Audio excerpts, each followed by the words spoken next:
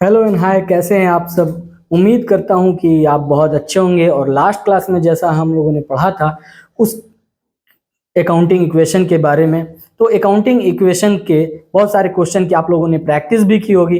तो आज हम लोग जो पढ़ने जा रहे हैं उसमें कुछ नए एडजस्टमेंट को पढ़ेंगे, जैसे कि रेंट रिसीव्ड, इन्वेस्टमेंट इन शेयर्स और ड्राइंग के बारे में। ठीक है, तो चलिए बहुत ज़्यादा देर नहीं करते हैं और अपनी क्लास को आगे बढ़ाते हैं। तो सबसे पहले एग्जाम्पल नंबर 1 से समझते हैं।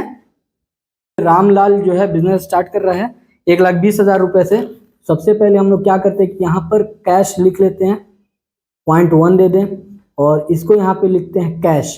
ठीक है, कैश आया equal to assets equal to liabilities plus capital.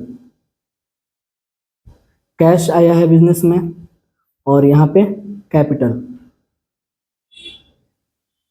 1,20,000 रुपये का डुअल इफेक्ट, ये मैं बार बार आप लोगों को बोलूंगा जिससे आप लोग को कॉन्सेप्ट एकदम याद हो जाए। ठीक है, तो इस बिजनेस में 1,20,000 आ रहा है, तो डुअल इफेक्ट इसका क्या होगा। सबसे पहले एक कि कैश आ रहा है 1,20,000, 1,20,000 आ रहा है, इसको ऐड कर लीजिए। दूसरा क्या है, एक लाइबिलिटी आ गई बिजनेस में 1,20,000। ठीक है, ओके, यहां पे एक ट्रांजैक्शन कंप्लीट हो गया। ठीक है, दूसरा ट्रांजैक्शन क्या होता है कि इन्वेस्टेड इन शेयर्स। ठीक है, 50 रेंट रिसीव कर रहा है, तो रेंट रिसीव क्या है मेरा कि गेन है, इनकम है ये मेरी। तो इससे क्या होता है, जितनी भी इनकम होती है हम लोग कैपिटल अकाउंट में ले जा करके ऐड कर देते हैं। तो कैपिटल में हम लोग 10,000 रुपया ऐड कर देंगे, मगर इसका डुअल इफेक्ट उससे पहले समझ लीजिए कि 10,000 रुपया मेरे पास आ रहा है, तो सबसे पहले क्या होगा, 10,000 से मेरा कैश बढ़ जाएगा। 10,000 रुपये से कैश बढ़ गया। ठीक है, और यहां पे 10,000 रुपये से मेरी कैपिटल भी बढ़ गई। कितना हो गया,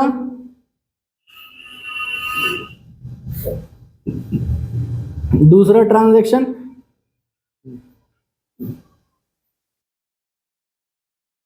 1,30,000 रुपया अब मेरे पास कैश है। ठीक है, 1,30,000 रुपया कैपिटल भी है। अगला ट्रांजैक्शन क्या है, इन्वेस्टेड इन शेयर्स। शेयर क्या है मेरा कि शेयर एसेट है। तो एसेट जब हम लोग क्रिएट कर रहे हैं तो यहाँ पे 50,000 से इन्वेस्टमेंट हो रही है। तो सबसे पहला ट्रांजैक्शन में एक इफेक्ट क्या है कि बिजनेस में शेयर आ रहा है, तो शेयर को सबसे पहले यहाँ पे ऐड कर दीजिए। शेयर जो है यहाँ पे मेरे 50,000 रुपए के यहाँ ऐड हो जाएंगे। तो 50,000 रुपए का जो शेयर आ गया, तो इसके बदले में हम लोग क्या देंगे, कैश देंगे। कैश जाएगा यहाँ से, 50,000 रुपए का कैश आपका चला गया। तो यहाँ कितना रुपया बचा,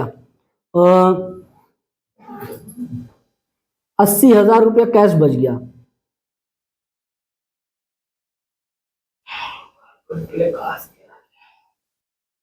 $50,000 का शेयर आ गया आपके पास।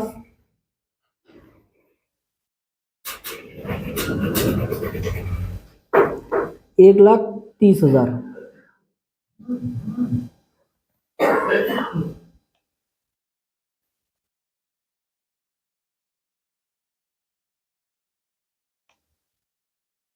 चौथा ट्रांजैक्शन क्या, रिसीव्ड डिविडेंड, मतलब शेयर से उसको कुछ इनकम हो गई 5,000 रुपए की। तो जब इनकम हो रही है तो क्या होगा, सबसे पहले तो हम लोग कैपिटल में ऐड कर देंगे 5,000 रुपए, क्योंकि इनकम जो भी होती है वो कैपिटल में ऐड हो जाती है। और दूसरा इफेक्ट क्या होगा कि कैश आ गया है 5,000 रुपया, ये कैश आ गया यहाँ पे, तो 85,000 का कैश यहाँ पे हो गया। प्लस शेयर में कुछ चेंज नहीं आया है, 1,35,000 की कैपिटल हो गई।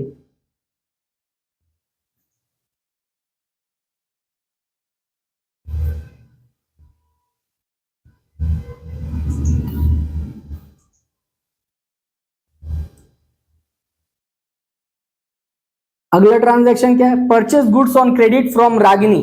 अब रागिनी से ये 35,000 का माल खरीदता है। ठीक है, तो हो क्या रहा है इसमें कि स्टॉक आएगा 35,000 का स्टॉक बिजनेस में आ जाएगा, ठीक है। तो एक इफेक्ट तो ये हो गया आपका कि 35,000 से आपका स्टॉक बढ़ जाएगा, और दूसरा ये क्रेडिट पर ले रहा है तो इसकी लायबिलिटी जो है क्रिएट हो जाएगी। यहाँ पे हम लोग 35,000 का क्रेडिटर भी बना देंगे, ठीक है। तो चलिए स्टॉक को भी ऐड कर लेते हैं यहाँ पे, स्टॉक, क्योंकि यहाँ पैसा तो जा नहीं रहा है। तो चलिए 35,000 का स्टॉक आ गया आपके पास।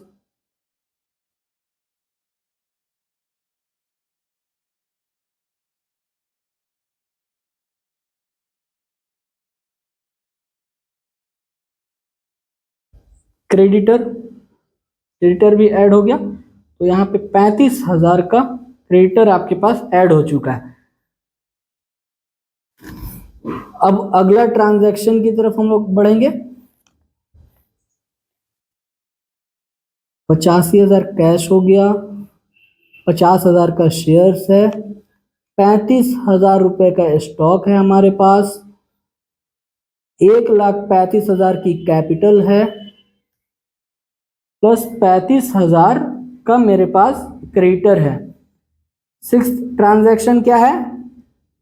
Paid cash for house hold.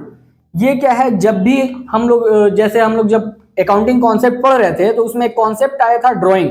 तो जब भी हम लोग अपने पर्सनल पर्पस के लिए पैसे निकालते हैं या कोई सामान को निकालते हैं अपने बिजनेस से, तो उसको हम लोग क्या कहते हैं? ड्राइंग कहते हैं। और ड्राइंग से जब भी होगी हम लोग के बिजनेस में, उसको क्या करेंगे कि कैपिटल से लेस कर देंगे, ठीक है। क्योंकि वहां क्या हो रहा है कि प्रोप्राइटर की आप पूंजी कैपिटल कम हो रही है, ठीक है। तो यहां पर कितना है कि 7,000 रुपया निकल गया। तो यहां मेरा 7,000 से कैश कम हो गया, क्योंकि कैश ही निकाल रहा है तो कैश मेरा कम हो गया।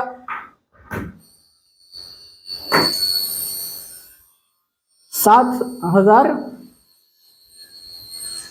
से कैपिटल भी कम हो गई।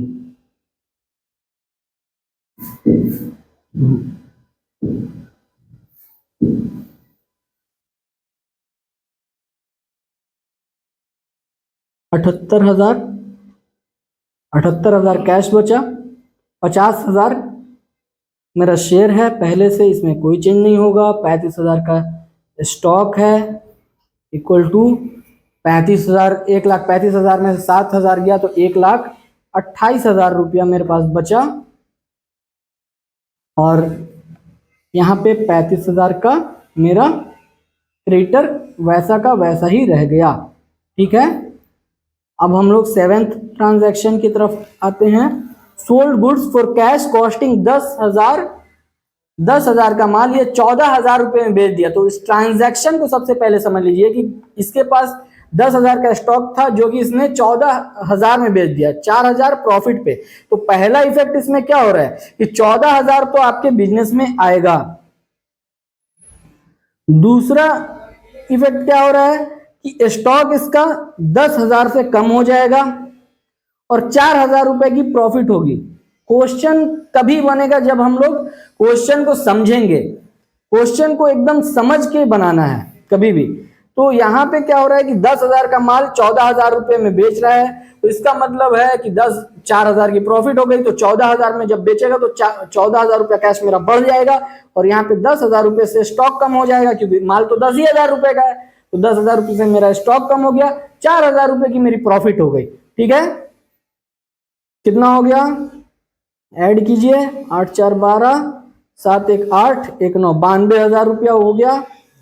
50,000 रुपये का कैश है, 45,000, सॉरी 35,000 में से 10,000 गया, बचा ये 25,000 का मेरे पास स्टॉक रह गया। और 1,28,000 की कैपिटल थी, अब हो गई 1,32,000 की।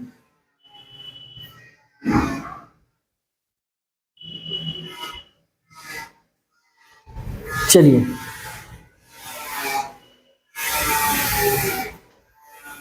आठवें ट्रांजैक्शन के तरफ बढ़ते हैं। Cash paid to Ragini. हम लोगों ने यहाँ पे पहले भी ट्रांजैक्शन देखा था जहां पे रागिनी से क्रेडिट पे माल खरीदा गया था, ठीक है। तो अब यहाँ पे आज के लिए आपका नया पॉइंट भी है। हाँ, तो यहाँ पे 35,000 का मैंने माल उधार पे खरीदा था। अब भाई ये 35,000 रुपया मैं बाद में दे दूंगा, तो अब ये दे रहा है, तो यहाँ पे 35,000 रुपया मेरा कैश खत्म हो गया। यहाँ पे 35,000 से मेरा क्रेडिटर भी खत्म हो गया, क्योंकि मैंने इनको पैसा लौटा दिया है। तो अब ये इनका राइट खत्म हो गया 35,000 लेने का। तो 0 0 0 और 12 में से 5 गया 7, 8 में से 3 गया 5, ठीक है। 50,000 प्लस 25,000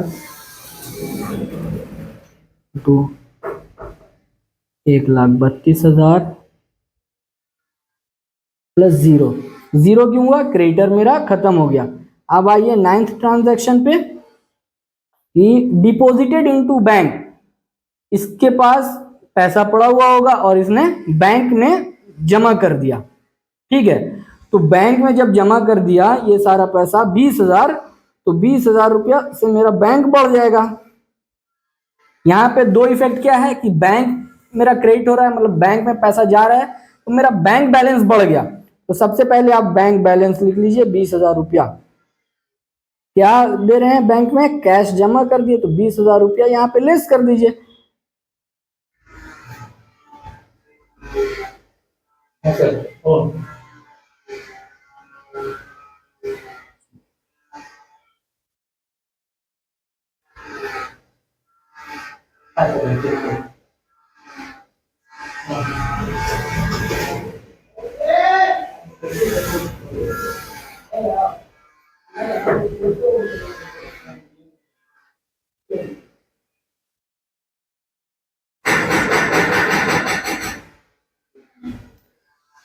अब एक बार इस पूरे ट्रांजैक्शन को समझ लीजिए। ये भी मैं बता देता हूं कि इसमें नया पॉइंट आपके लिए क्या क्या है। सबसे पहले तो रामलाल जो है बिजनेस स्टार्ट करता है 1,20,000 रुपए से। तो बिजनेस का डुअल इफेक्ट क्या हो रहा है इस ट्रांजैक्शन का कि 1,20,000 तो बिजनेस में आ रहा है, इसलिए कैश आ गया 1,20,000। यहीं पर इसकी कैपिटल भी बन गई 1,20,000 रुपए की, ठीक है। रेंट रिसीव, ये आज आपके लिए नया पॉइंट है।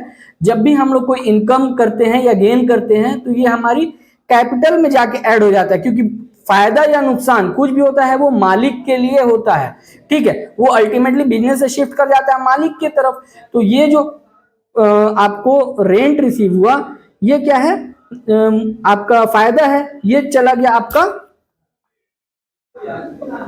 मालिक में, ये कैपिटल में जाके ऐड हो गया, ठीक है। तो यहाँ पे कैश 10,000 रुपए ऐड हुआ, 1,30,000 हो गया, और कैपिटल यहाँ पे 1,30,000 रुपए हो गई, ठीक है। इन्वेस्टेड इन शेयर, ये भी आज आपके लिए नया पॉइंट था इन्वेस्टमेंट का।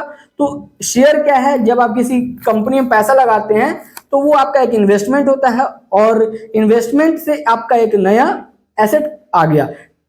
एसेट जब क्रिएट हो गया शेयर, तो यहाँ पे 50,000 रुपए की एंट्री हो गई। इस 50,000 रुपए की जब एंट्री शेयर आया मेरा, एसेट्स यहाँ पे क्रिएट हुआ, वहीं पर आपका जो है कि 50,000 रुपया कैश माइनस भी हो गया, ठीक है। अब आइए चौथा ट्रांजैक्शन, रिसीव डिविडेंड। क्योंकि ये डिविडेंड को रिसीव कर रहा है, ये बिजनेस के लिए फायदा है, तो ये किस में जाएगा, कैपिटल में ऐड हो जाएगा। तो यहाँ पे आप देखिएगा कि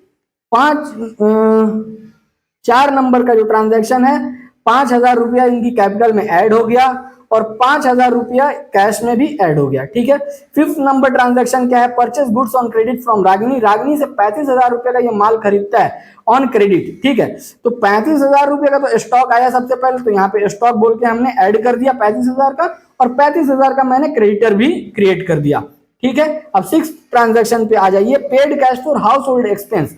तो ये आज आपके लिए एक नया पॉइंट है कि जब भी हम बिजनेस से अपने पर्सनल पर्पस के लिए पैसे निकालते हैं तो उसको ड्राइंग कहते हैं, और जब हम लोग ड्राइंग करते हैं तो कैपिटल से उसको लेस कर दिया जाता है। क्यों? क्योंकि वो पूंजी या कैपिटल मालिक की कम हो चुकी है, ठीक है। तो यहाँ पे 7,000 रुपया जब वो विड्रॉ कर रहा है तो 7,000 से हमारा कैश भी घट गया, 7,000 से कैपिटल भी घट गई, ठीक है। अब 7th ट्रांजैक्शन में क्या कर रहा है कि sold goods for cash costing ₹10,000 to 14,000, ठीक है। 10,000 का माल 14,000 रुपए में बेच दिया। हर बिजनेसमैन फायदे के लिए काम करता है, तो ये 10,000 का माल जब बेच रहा है 14,000 में, तो एक इफेक्ट क्या होगा कि 14,000 रुपया तो आपके बिजनेस में आ रहा है 14,000 रुपया ऐड कर दीजिए। अब 10,000 रुपये का स्टॉक जा रहा है तो 10,000 रुपये यहाँ से लेस कर दीजिए और 4,000 का जो फायदा हुआ है कैपिटल में ऐड हो गया। ठीक है, अब यहाँ देखिए कि अगला ट्रांजैक्शन क्या है कि कैश जो है पेड कर दिया रागनी को। ठीक है, तो चूंकि पांचवें ट्रांजैक्शन में क्या हुआ था कि रागनी से 35,000 का माल लाया था खरीद के ऑन क्रेडिट, तो ये माल जो लाया खरीद के क्रेडिट पर उसका पैसा भी देगा। तो अब चलिए इस पैसे को यहाँ से जमा कर देते हैं। तो एक इफेक्ट क्या होगा कि यहाँ से हमारा कैश जाएगा, कैश कम होगा, इसलिए कैश हमने घटा दिया और यहाँ से क्रेडिटर भी घटा दिया। अब क्रेडिटर हो गया हमारा 0, यहाँ से 35,000 से हमारा कैश भी कम हो चुका है। अब बात है लास्ट ट्रांजैक्शन की, डिपॉजिटेड इनटू बैंक। बैंक में ये जो है हमारा ट्रांजैक्शन हुआ कि 20,000 रुपये बैंक में जमा हो गया। इससे क्या हुआ कि 20,000 का बैंक बैलेंस ऐड हो गया, तो 20,000 का यहाँ पे बैंक बैलेंस ऐड हो गया और कैश हमारा गया, तो 20,000 से कैश हमारा घट गया। ठीक है, अब यहाँ पे बना लेते हैं बैलेंस शीट, जिससे पता चलेगा कि जो ट्रांजैक्शन हुआ है वो सही रिकॉर्ड हुआ है कि गलत रिकॉर्ड हुआ है। तो सबसे पहले कैपिटल मेरी कितनी है,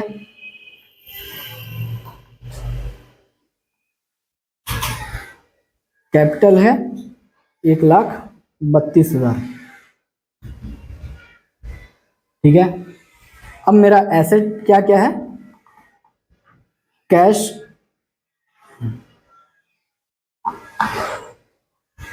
37,000,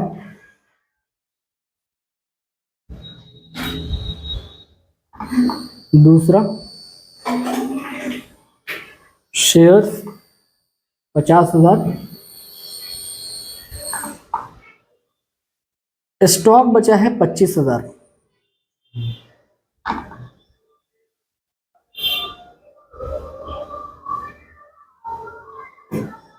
और बैंक है 20,000।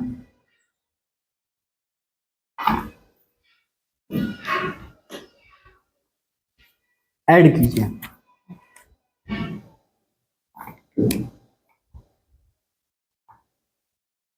एक 1,32,000, 3 0 से 3 0 और 7 5 12 लगा 1, 5 3 8 1 9, 9 4 13। बैलेंस शीट हमारी टैली कर चुकी है। इसका मतलब जितना भी ट्रांजैक्शन रिकॉर्ड हुआ है वो सारा एकदम करेक्ट है। ठीक है, अब हम लोग एक बार इसको रिवाइज करते हैं। तो आज के लिए इतना ही। एक बार फिर से हम अकाउंटिंग इक्वेशन को रिवाइज करा देते हैं। ये मैं बार बार कराता रहूंगा, जिससे आप लोगों का कॉन्सेप्ट एकदम बिल्डअप होता रहे। अकाउंटिंग इक्वेशन का मतलब होता है assets equal to liability plus capital. इसका मतलब ये है कि बिजनेस में जो भी एसेट्स है या तो उसकी लायबिलिटी से है या उसके कैपिटल से है। तो इस बात को कभी ना भूलें। अगर अकाउंटिंग इक्वेशन में आप लोग को परफेक्ट बनना है, बहुत ही एक्सपर्ट बनना है, तो ये चीज को हमेशा याद रखें। अकाउंटिंग इक्वेशन ही में नहीं, पूरे अकाउंटिंग में ये बात ध्यान रखें कि बिजनेस के पास जितना भी एसेट्स है या तो उसकी कैपिटल से आया हुआ है या उसको लायबिलिटी से मिला हुआ है। ठीक है, तो इस बात को मैं बार बार दोहराता रहूंगा। और एक चीज याद रखिए कि हर ट्रांजैक्शन का डुअल इफेक्ट होता है। ठीक है, अगर मान लीजिए कि कोई ट्रांजैक्शन में कोई आपको कैश दे रहा है, तो इसका मतलब ये है कि कोई दे रहा है तो आप ले रहे हैं। तो एक इफेक्ट ये हो गया कि आप ले रहे हैं और दूसरा इफेक्ट ये हो गया कि कोई आपको कैश दे रहा है। ठीक है, तो इसके जो आज हम लोगों ने पढ़ा है, इस कॉन्सेप्ट के बेसिस पर भी आप बहुत सारे एग्जाम्पल्स को बनाइए, अपना कॉन्सेप्ट को बिल्डअप कीजिए। आज के लिए इतना ही, धन्यवाद।